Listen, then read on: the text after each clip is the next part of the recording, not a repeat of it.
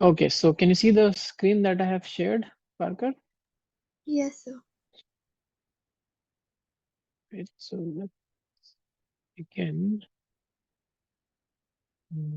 Yeah, so in molecular basis of inheritance, what we majorly did, we started with, uh, we already know about uh, the people were looking for an answer to the question that what it is that makes every organism mm, what it is, right? So where is the basic code or the blueprint or all the information stored for making a human and a bird, correct? So we started with asking a very simple question in this chapter, that why we need a genetic material. And very simply, we need a genetic material because if we do not have genetic information, and if you imagine that life, all life starts from a single cell, whether it's a bacteria or it's an elephant, it's a human. All life starts from a single cell. In case of bacteria, it stays a single cell, keeps dividing and maintains a single cell identity. Whereas in case of multicellular organisms like us, from a single cell, we become multicellular. Our cells stick together instead of getting separated. And over the time, different kinds of cell come up from a single cell. Now that's very interesting, right? Uh, and you can imagine, you can actually, you can appreciate also that this is not possible without any information being stored. You know, what tells a blood cell to be a blood cell, correct? And in fact, what tells a human cell to, make organs which are inhuman. Otherwise, it all looks mythical and magical, and people will say that, we don't understand it. This is how the creator created everything, and it's all a big abyss. So the first question is, we need genetic material, because so that it can be transferred from one generation to another as the cell divides, and the cell can maintain a certain identity. Okay. Now the question is where it could be present inside a cell. Now people figured it out very early that there is a special region in the cell called the nucleus, which is slightly more denser and is stained differently from rest of the cell, right? So that could be Yes. one potential place where it could be. And this information that we are talking about, how is this information conveyed or transferred or used, for that matter, in a cell? So in a cell, we know now that we have our genetic material, which is called DNA, right? Deoxyribonucleic acid. And we know that through replication, DNA can make more DNA, correct, Parker? Yes, sir. And through the process of transcription, DNA can be read and converted into another molecule, another nucleotide, another nucleic acid molecule called RNA, ribonucleic acid. The difference between DNA and RNA is clear to you. Yes. One is double stranded, the other is not, and one is more stable, where other is more chemically reactive. So, and this RNA then give rise to protein with the help of ribosomes, right? Ribosomes are protein synthesizing machinery. And this whole flow from DNA to the proteins, proteins are the functional and structural unit of the cell. And proteins make almost every important thing of the cell. For example, the cytoskeleton of the cell, what will be the shape, the size of the cell, if the cell will be able to change shape, or will it contain its or retain its shape, things like that. Proteins are also enzymes, and they are very, very important for metabolism, like digestion and everything. Proteins are receptors, and receptors on the surface of the cell help one cell communicate with another, and also to sense the environment. So this thing is known as the central dogma of biology. But this came very late. We didn't know about all of this happening. People were figuring out what actually is genetic material, right? So I think you talked about, you said that you are confused with experiments, right?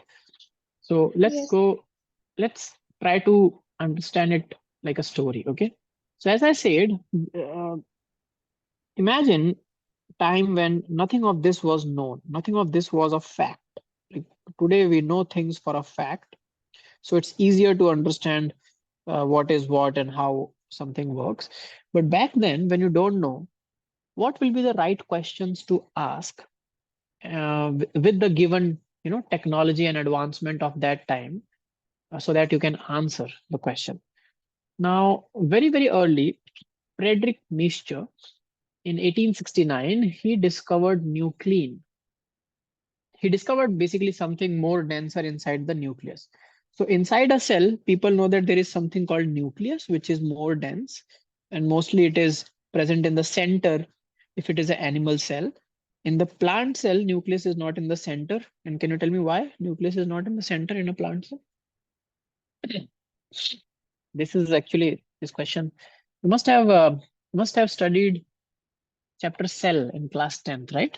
Was it in 10th or 9th? I'm not sure. Yes, sir. Yeah. So remember, plant cell, when you draw a difference between an animal cell and a plant cell, we never make a nucleus of a plant cell in the center. Instead, we make something in the center which is huge and which covers, Vacuoles. yeah, what is it? Vacuoles. Vacuoles, correct. And that is because plants do not excrete their daily waste through excretory system or something, right? So every cell of the plant has a huge space allocated to store things that it does not immediately need, and also the waste. So that everything goes in the vacuole. Therefore, nucleus gets aside some space in the corner. But in the animal cell, since animal cells can animal body can take all the waste and have a very, very elegant excretory system and circulatory system. So you don't need to store all the waste inside the cell. So nucleus gets a center position and is very dense. But inside the nucleus also, Friedrich Nietzsche figured out that there is something which is acidic in nature and is negatively charged. Now, he didn't know back then that that's the genetic material. They just figured out that it's acidic in nature. And how can you know that? Because you can test substance pH, whether it's acidic or basic, and it's negatively charged. And he named it nuclein, right? Because it's inside the nucleus, so it's nuclein. And almost like, but he discovered and then nothing for a very long time. No one was interested. Okay, very good, one another discovery, so great, hooray. And everyone went silent. And then in around 1950s, early 1950s, there were two scientists, James Watson and Francis Crick. You must have heard this name, Watson and Crick. They Yes. discovered, they basically figured out that the DNA, the struct that the thing nuclein that Frederick Mister figured out, which is inside the nucleus and is negatively charged and acidic in nature, that molecule is a double helical structure. Okay. Now that was amazing discovery, because if it has a double helical structure, then you can clearly understand how it can you know be so long, because it's helical and it can keep coiling, and you can compact it.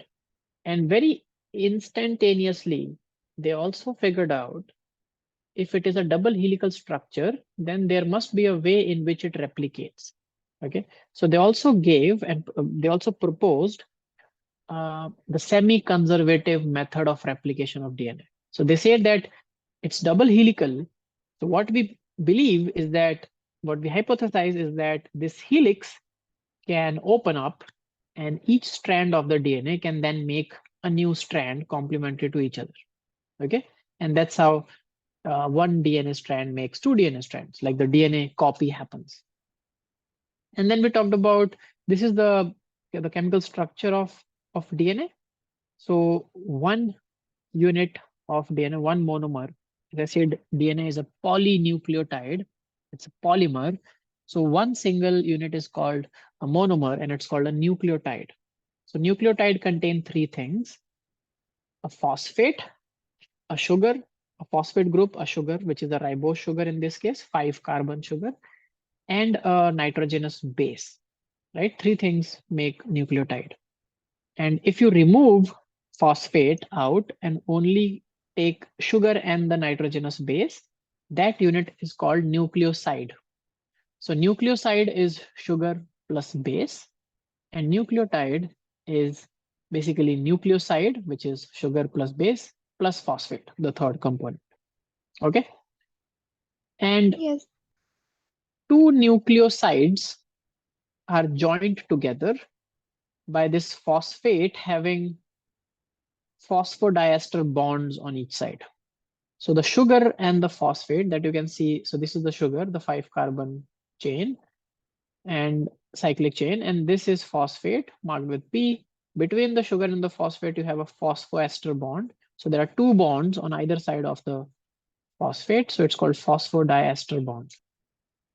Okay, that hold the backbone of the DNA together. And the backbone is formed of phosphate and the sugar. Okay, so phosphate, sugar, and it repeats. And from the sugar towards the inside protrudes the bases. Okay, so on one sugar, there will be one base.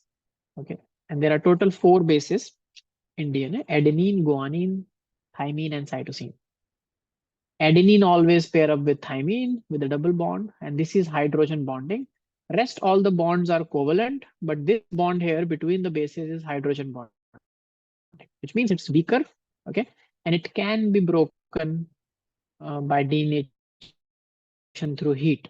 So you provide heat to the DNA, and DNA can exactly open from here without breaking from anywhere else, just like a zipper of the jacket. So you can just open up DNA by providing heat from one side to another. Okay, that's amazing feature of DNA. And then guanine makes a triple hydrogen bond with cytosine. Adenine and guanine are called purine bases, and thymine and cytosine are called pyrimidine bases. The difference is in their structure. So one has a single ring, the other have two rings, right? Two cyclic rings. So all these we discussed. We also discussed what are the salient features of a double helix structure, right? Both chains have. And do you have any doubt in this, No, sir. Parker? Any doubt in this part? No. Okay, cool. So, and how does DNA packages, that thing is also clear, right? So till now we are not talked about any experiment. We just figured out some early discoveries. One is Frederick Miescher figured out nuclein. Another is Watson and Crick figured out their structure and how it might replicate. They could not prove it through experiment, so they just figured out this could be one way through which it replicates. Now experiment starts here. Now very early on, how do there was no evidence to tell that something contains all the a change can happen in another organism. We just see it in, from very early times, like even from times of Mendel, and even before. People used to breed cattle, birds for poultry, etc., etc. And they always knew that if you breed a particular kind of male with a particular kind of a female, you will get a desired offspring that you need, right? So people have all these ideas and knowledge. What they didn't know is the molecular mechanism of it. They didn't know that this information that we are using, exploiting in selective breeding, is very well stored inside the cell as a genetic material. So Griffith was the person who did these experiments for the first time on Streptococcus pneumonia bacteria. And what he knew previously is that this bacteria can form two kind of colonies. One is smooth colonies. So if you culture these bacteria, the same bacteria, Streptococcus pneumonia, it has two strains. One will form smooth colonies, they will be shiny and smooth. The other will form rough colonies, which will be non-shiny. Okay. The smooth colonies will be very lethal. If anyone gets infected by the smooth colony of Streptococcus pneumonia, that organism will get the disease and will die, most likely. And if someone gets infected by our strain, then nothing happens with they don't die. They show some, infection, but then it recovers. No problem. So the experiment that he did was he took S strain, which is smooth strain of the Streptococcus, which we know or which he knew is lethal first dose. And as he expected, the mice died. Makes sense because it's a lethal strain, correct? Yes, sir. Then he took R strain, and of course, he expected that mice will live, overcome the infection. He injected the R strain in the mouse. So it was not that virulent, no lethal effects, and the mice lived. Okay. By when I say the mice lives, I mean that the bacteria was alive, the bacteria was dividing, but immune system could defeat it. It's not a very lethal bacteria, right? Interesting thing happened when he went forward. So he thought, okay, S strain is lethal, R strain is not lethal. So when he heat killed S strain, and this is what people already had tried and tested, that if you boil, that's why boiling water, can get rid of all the infection or causative agents in it. If you boil water, you will get rid of almost all, I use the word almost, all bacteria in it. So when he heat killed, basically simply boiled the S strain and then injected in the mice, nothing happened. Mice lived. Makes sense because S strain is not live anymore. But the most interesting part of his experiment was he thought, what if I inject a live S strain, which was not lethal, along with a heat killed S strain? Now, I'm sure that he probably must not have, you know, hypothesized that this is going to happen. There were all permutation and combinations that he might have been trying. But in the case of S strain heat killed and R strain live, a mixture of it, when he injected in mice, one would expect that the mice should live because both these things individually were not able to kill. There was no lethality in R strain and there was no lethality in heat killed S strain. Make sense? Correct, Parker? Yes. But instead, when they both were injected together as a concoction, the mice died. Now, this was mind boggling at that time, and this made Griffith think. So, Griffith thought of what could be the various reasons for it.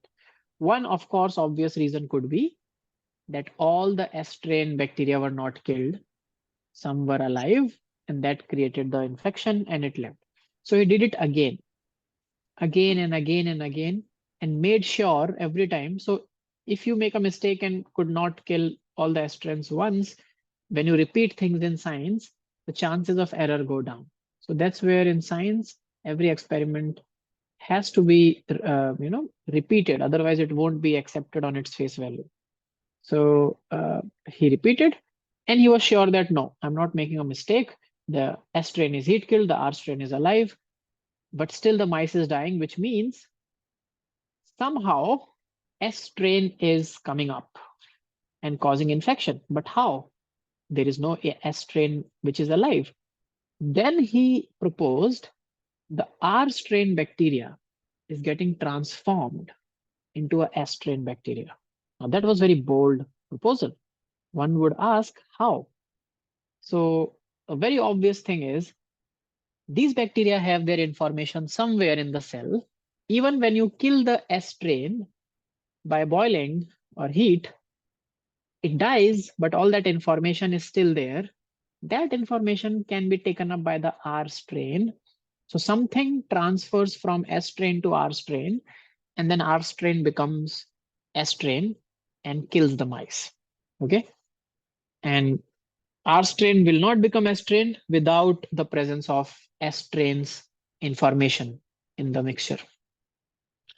Now, the question is, how can you prove it? So there's only one way. If you inject R strain live and S strain all killed, and then when the mice die, after that, if you can recover live S strain from the mouse tissue, that will prove that R strain transformed into S strain. Make sense, Parker? Something changed, you will only prove when you can show that change. So he did that and he got live S strain bacteria. How did he prove that? He just got bacterial samples and then again cultured and he saw shiny colonies forming bacteria, which are S strain. And this was very well accepted. Okay, great. Something is causing the R strain to transform. That's why it's called Griffith's transforming principle. And it was the first thing that happened. Okay. Still, till now, there is no idea. No one knows what is causing this transformation, which molecule is responsible, what is the nature of that molecule. Griffith just proved that something is causing it. So there is information somewhere.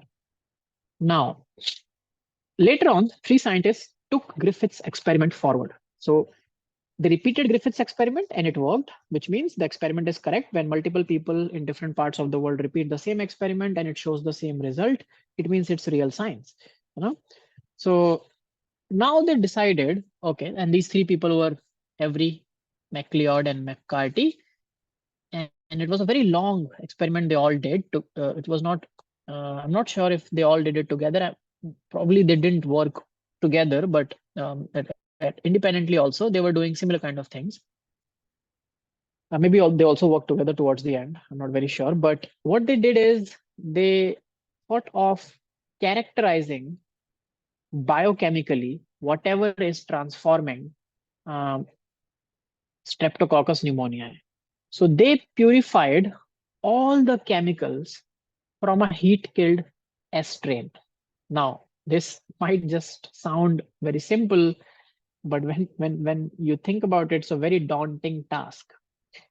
Purifying all the chemicals from a single cell or from a group of cells of a bacteria is very, very difficult because there are lipids, there are sugars of all different kinds, there are phospholipids, there are nucleic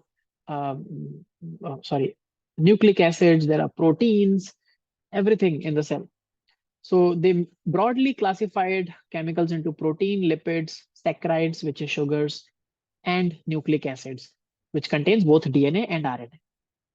And how will you uh, purify basically and only get one kind of chemical and not the other? By degrading or digesting other chemicals, right? So we know that there are digesting enzymes, which is also present in our body, in our intestines and stomach, in our digestive system, basically, to digest these things. So they are called digestive enzymes or digesting enzymes. If you want to digest proteins, you have proteases. If you want to digest lipids, you have lipases. So is amylase for sugars and nucleases for nucleic acids.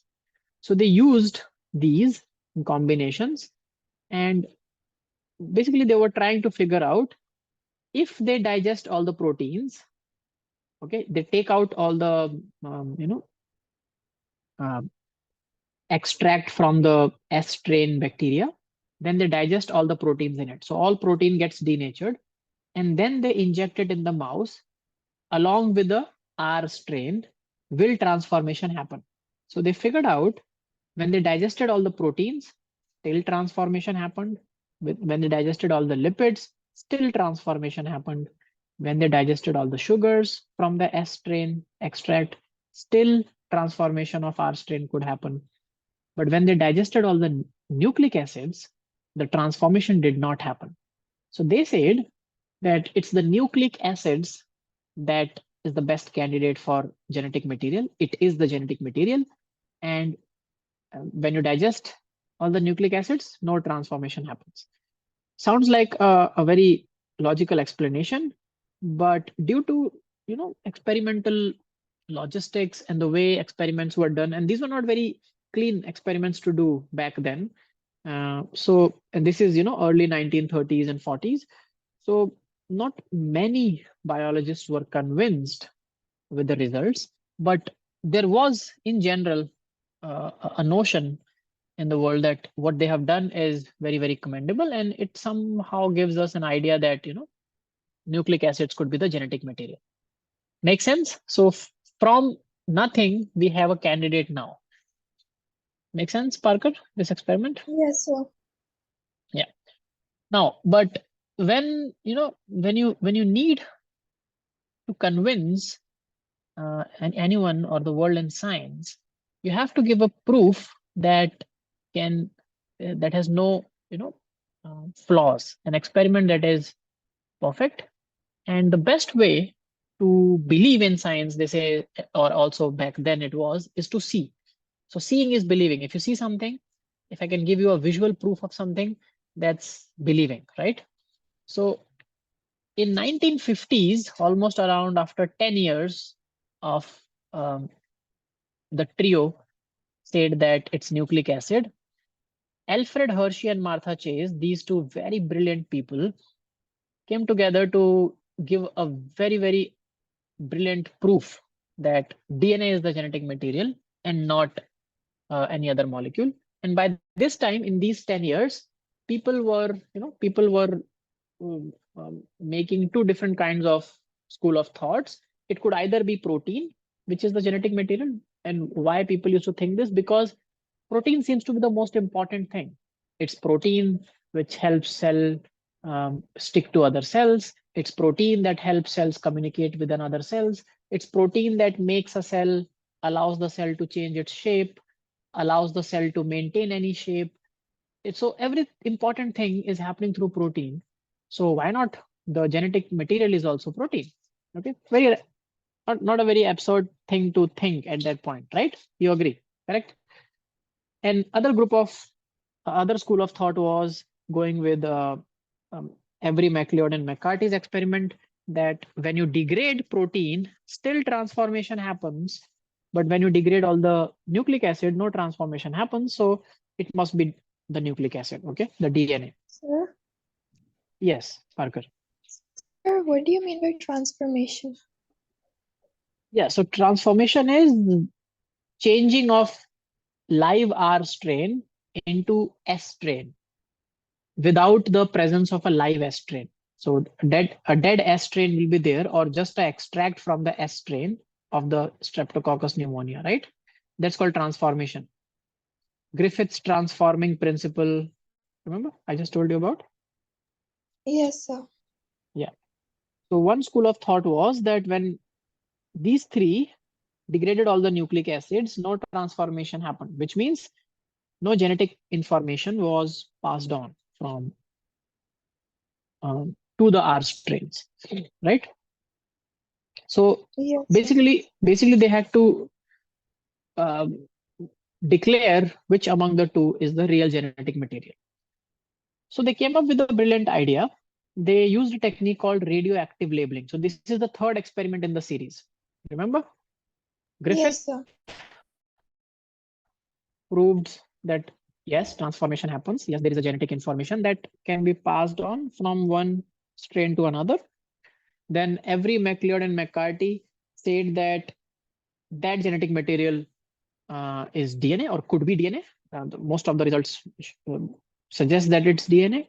And then third, Alfred Hershey and Martha Chase, who used radioactive labeling. Now, in radioactive labeling, what you do is you take an element, for example, in to label protein, they took sulfur because sulfur is only present in protein and not present in the DNA. And to label DNA, they took phosphorus, but the radioactive form of it. You must have studied radioactivity, right?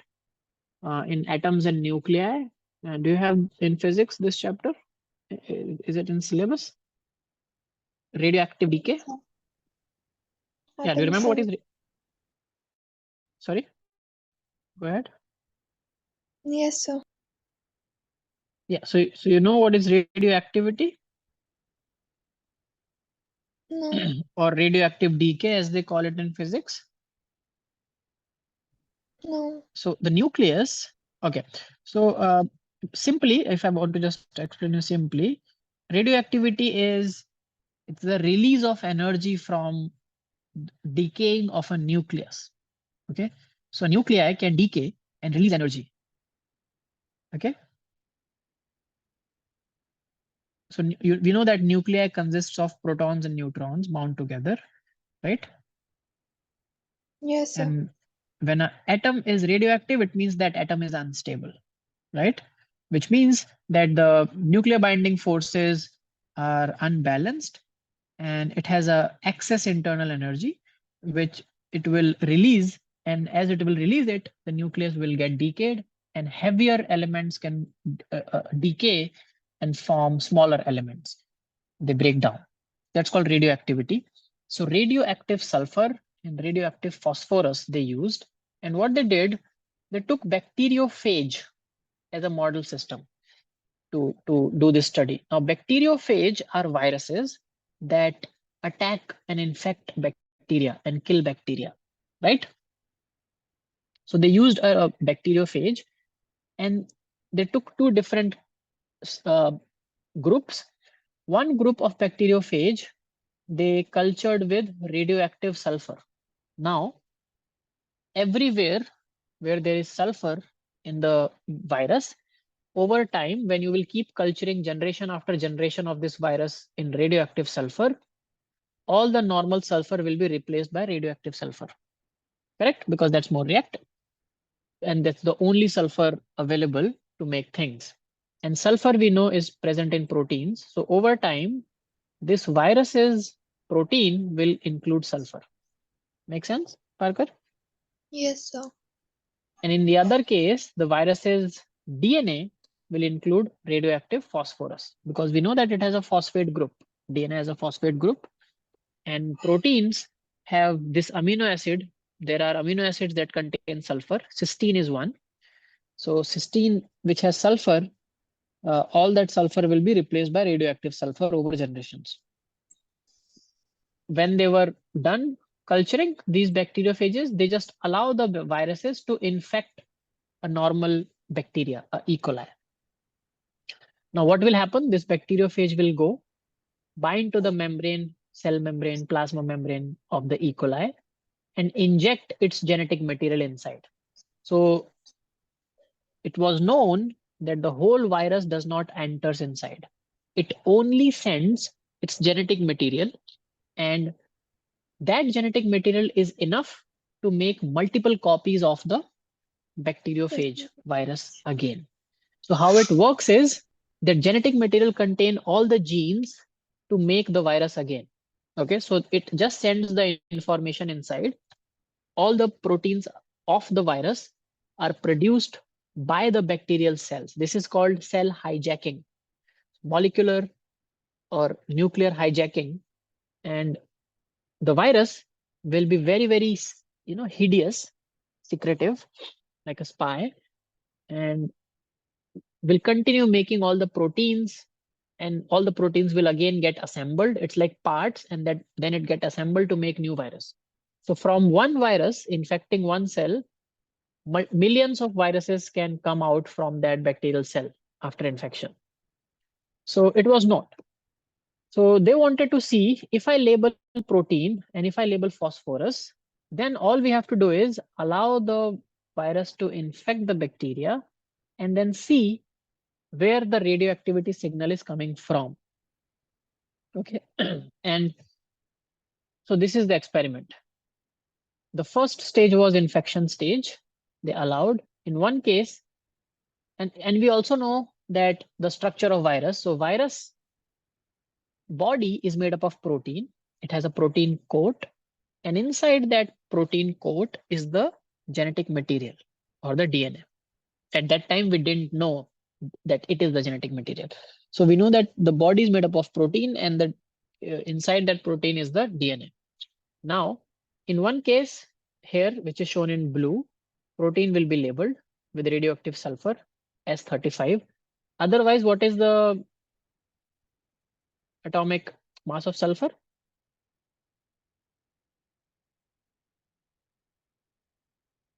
Do you remember why? So normal sulfur and radioactive sulfur, what is the difference?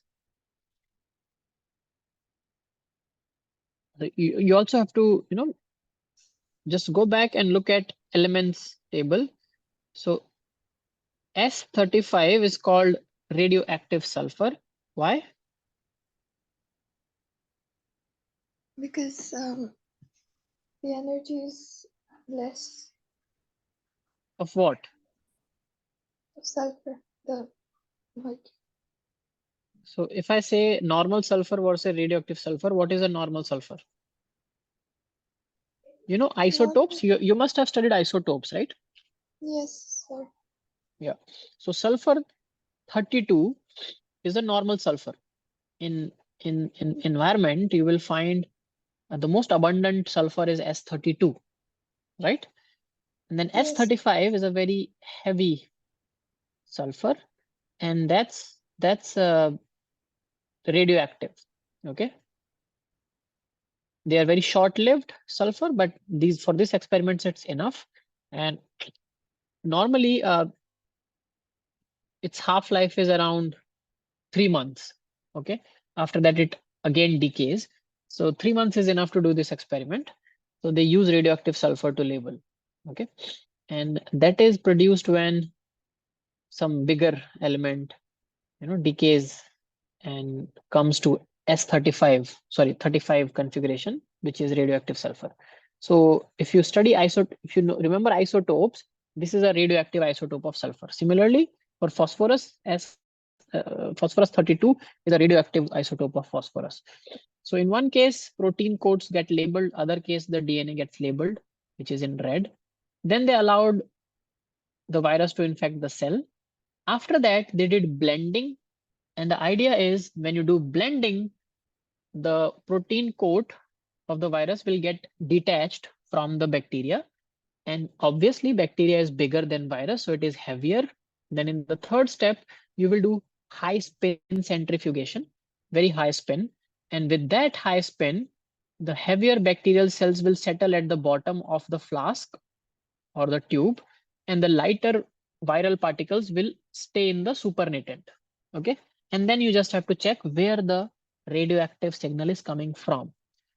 If protein is the genetic material, protein must have entered into the bacterial cells.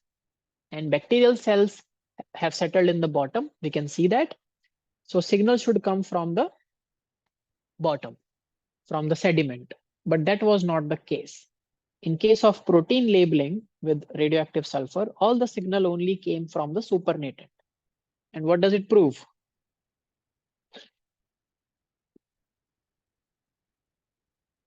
It proves that protein is not the genetic material because it never entered inside the bacterial cell when the virus infected the bacteria, correct? Yes, sir.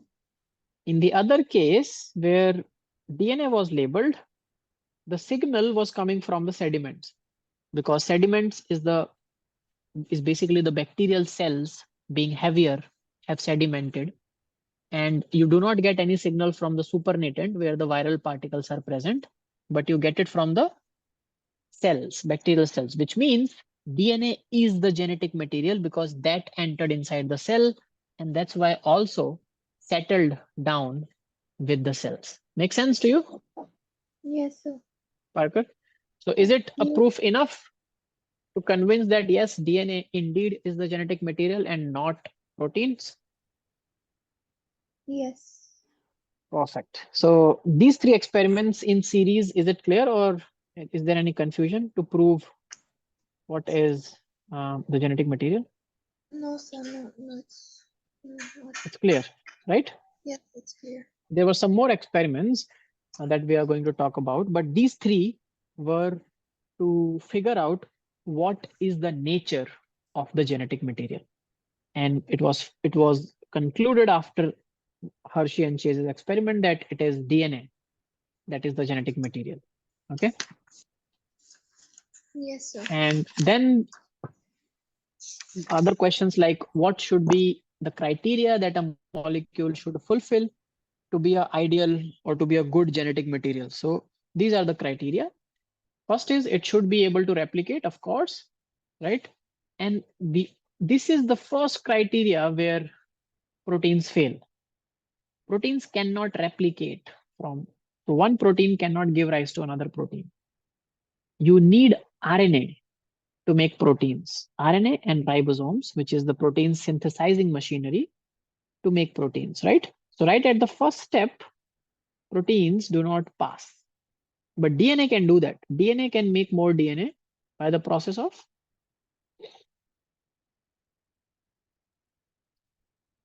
replication, right? Remember? Yes, sir. Yeah. And do you also happen to remember what enzyme was responsible for it? Making DNA from a DNA. What enzyme do you think will be responsible?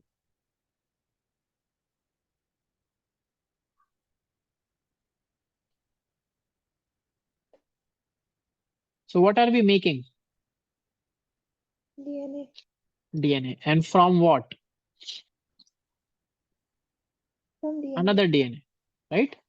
And when a DNA is made, what is basically happening? Polymerization. You are making a polymer, right? DNA is a Yes. polymer.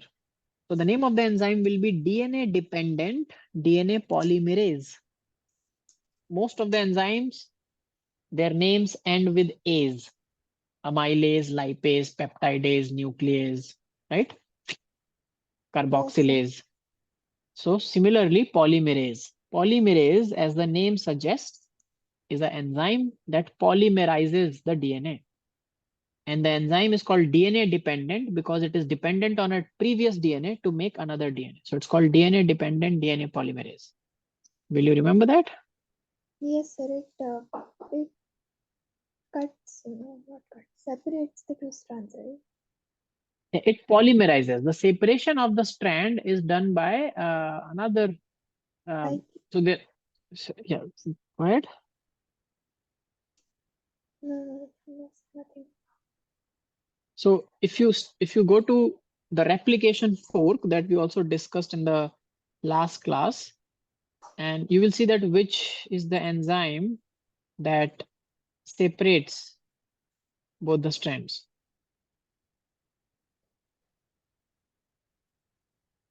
Ligase. The two strands. It's called helicase because it's a helix, no? DNA is a helix, a double helical structure, right? Yes, sir. So helix, you have to open it. So helicase, because it opens the helix. And again, the name ends with ase, A-S-E. So helicase opens the helix. And what closes back it? What Ligase. ligase is, right? They stitch it back together. Perfect. Um, cool. And what does polymerase do? When the helix is open, it just make a complementary strand to the parental strand. Correct? Yes, sir. So when a DNA strand opens, two strands open up. From one double helix, it becomes two single strands, and two complementary strands are formed. And this kind of replication is called semi-conservative mode of replication. Remember that? And that's Yes. what we discussed in the next class here. Replication, the mechanism that was proposed, if you can see the screen that I'm sharing, it's called the semi-conservative method of DNA replication. And what happens is there is this one double helix strand, it opens into two. So one stays the older strand, which is shown in black here, and two new strands are formed, which are called the complementary strands to the parental strands, right? Yes, sir. And then another experiment that was done by Messelson and Stahl, which is a very, very beautiful experiment, was to prove that indeed what Watson and Crick proposed was correct, and DNA does replicate in a semi-conservative method. And how can you prove that? So here, for that, they used the E. coli. Remember the E. coli that was also used by Yes, sir. um, What's name Hershey of and it? Chase. Yeah. So they took E. coli, and here they used a, and we know that nitrogenous bases are present in both the strand, right? So here they Yes, sir. target the bases. And if it is nitrogenous base, it contains nitrogen, right?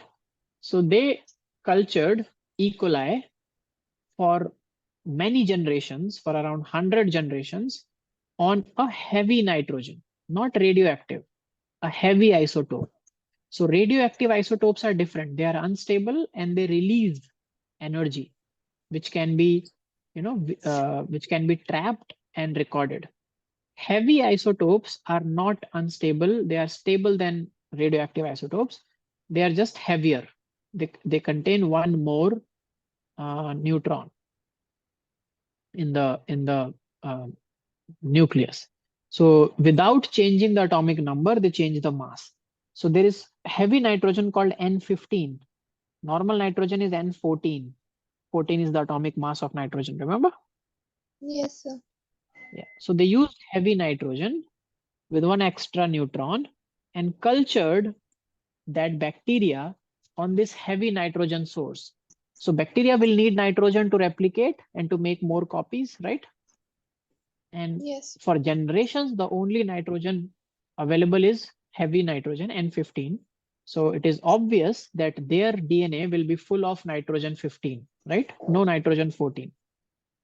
If you culture these bacteria, then if you take out their DNA by DNA extraction and do centrifugation, if you separate the DNA by centrifugation, if the DNA is heavy, it will, where will it settle? Towards the end of the tube, right? If something is heavy, then it travels, you know, farther away from the center when you revolve it, right? Yes, sir. Yeah. So heavy DNA made a band here at the end of the tube where both the strands are heavy. Now imagine you take these nitrogen from, you take this bacteria from heavy nitrogen conditions and again allow it to grow in normal nitrogen. Now what will happen? If the DNA is replicating in a semi-conservative method, the heavy nitrogen DNA, where both the strands are heavy, will open up. And now, because the nitrogen source is normal, each complementary strand will be of normal nitrogen, correct? Right? You Yes, understand? sir. So you have a sandwich of brown bread. Both the breads, in between you have your tomatoes and cucumber and everything and the cheese slice, but both the sides of the bread are brown bread. Now you take that sandwich out and you want to replicate that sandwich. Now one way is, now the only bread you have is white bread. You don't have any brown bread anymore. So one way is you keep the brown bread sandwich as it is and take instructions from it, look it, observe it, and make a new sandwich from white bread. In which case, both the breads that will be used will be white.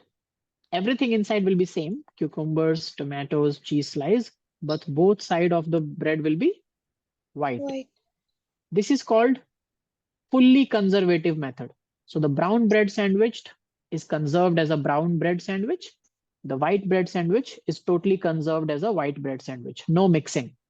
Fully conservative method. But if it is semi-conservative, you are not sure, uh, to make a white bread sandwich. So what you will do, you will open the brown bread sandwich. So both half of the brown bread is one side, another half is another side. Then you simply take white breads and keep on top of each brown bread. Now this is semi-conservative.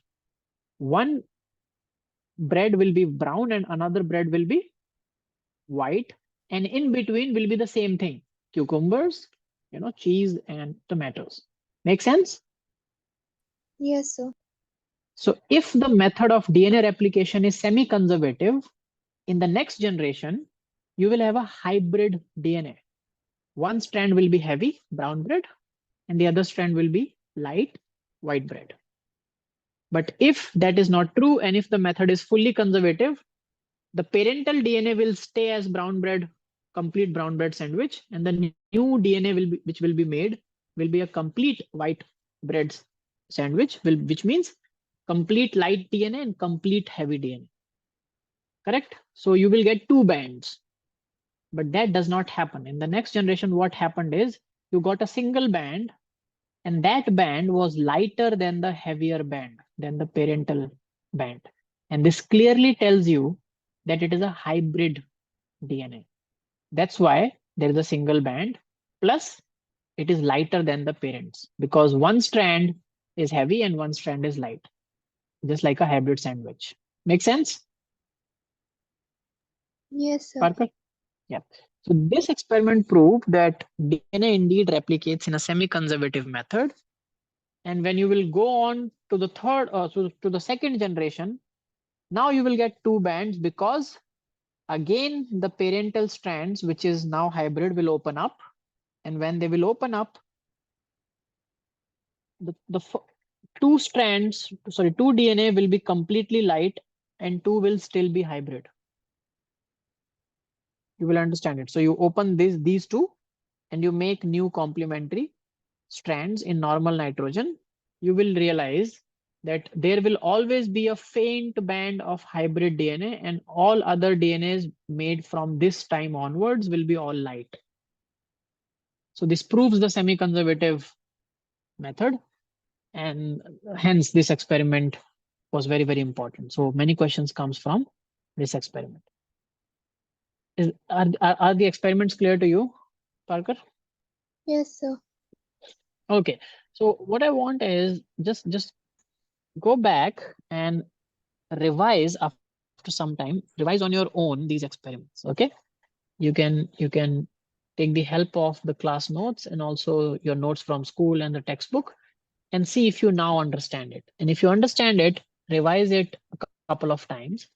And in the next class, which is Wednesday, we can do questions based on these experiments, so that whatever you have learned today, you will revise it tomorrow, and day after tomorrow, we can do some questions to consolidate this knowledge. Does that help, Parker? Yeah. Yeah. Okay. So I'll see you in the next class then, Wednesday. And So, take, yeah. Yes, Parker. so sorry to disturb you, but sir, can you please explain a human genome project? Human Genome Project. Yeah, sure. Um, we did it in evolution, right? No, No, in this chapter it only. wasn't. Yeah, this chapter. Correct. So Human Genome Project basically was a very um, okay, wait. Yes, it was to sequence the full human genome, right? Now we know that a human genome is huge because we have 46 total number of chromosomes, 23 pairs. So in a gamete cell also there will be 23 chromosomes. So basically all the information about a human is logged in these 24 chromosomes, 22 autosomes plus X and Y. Okay, so a female has 22 plus X and a male gamete has 22 plus Y or 22 plus X, right? Because sperms can be of two kinds. So basically these 24 chromosomes were sequenced fully in this project. So that was Human Genome Project. It was a very, very ambitious project. And these were the goals. The goal were to identify all the genes that human have, to determine the full sequence of the human genome, and then store this information in database so that other scientists can use it, and then analyze this data and use it for human benefit, right? All the um, um, humans and scientists can use this information. Now the idea is to sequence. Now, how can you sequence such a big genome, right? You cannot just sequence from start from one side and keep going and keep going and keep going and end at another side, because there are billions and billions of base pairs, right? And there are chances of errors. So there were two methodologies, two approaches taken. One was called expressed sequence tag, EST. And this is a sequence targeted approach where you basically know what sequence you are putting in. Uh, you are making fragments. So of course, it all starts with extracting DNA from the cells. Then you fragment it using, you know, restriction enzymes that we talked about in biotechnology chapter. Yes, Parker, go ahead. Sir, what is methodologies? Methodologies is what method you will follow or use to do an experiment. When you make your project files in class, you must be writing aim, which is objective, then methodology, right? Method. What will you do? Suppose I Yes, ask sir. you to, weigh, tell me which is heavier, a cat or a bird. So you will use some method for it, right? How will you tell me that which is heavier? Not by just by looking at it. You will measure them, right? Their weights. So whatever you will do become methodology of the experiment. So there were two methodologies taken for this experiment, Human Genome Project. EST, express sequence tags, and sequence annotation, which is a blind approach. And basically what happens in this is, suppose this is a long sequence that you can see on your board, and you cut different DNA at different points. So making a fragment like overlapping fragment. So the idea is to make overlapping fragments. Okay. So you take one DNA and make fragment 1, 3, and then also with other strand of DNA, make fragments 2 and 4. So you can see that 1 and 2 are overlapping, right? These three nucleotides, TTA, is present both in 1 and present also in 2. Similarly, 2 and 3 is overlapping, then 3 and 4 is overlapping. Do you understand overlapping fragments? Yes, sir. By doing this, we will get lots of fragments. Now, instead of sequencing the whole genome in one go, which is not possible, you can sequence small fragments, which is easier. And the chances of error are also less. And since you will sequence multiple of them, even if there is an error, when you will do it 10 times, in one of or two, you will get error, but 8 of them will be similar. So you can easily know that which is the true sequence and which is a error. Correct? So if I ask Yes. you to write the spelling of astronaut 10 times, even if you make a mistake in one or two, most of the times, if you know, you will write the right spelling, correct? Yes, sir. So similarly, so when you will sequence these fragments, you can again align them back, join them back, looking at these overlapping sequences. Look here. So we know sequence 1 comes before sequence 2. Why? Because this TTA, which is overlapping, should end. So sequence 1 should end with it, and sequence 2 should start with it. That's where I will keep this after this, and this should be the sequence. CACA GCC TAA, right? This is the sequence. Again, I know that 2 and 3 are overlapping, so I will put 3 after 2, because whatever 2 will end with, 3 will start with it. So I just have to look for sequence fragments that fit properly with the overlap. And that's how I can keep stitching the DNA again after fragmentation. So that is what was done, and this is the methodology. And the whole genome was sequenced like that. And then there's a part in the book where they talk about what were the findings of the Human Genome Project.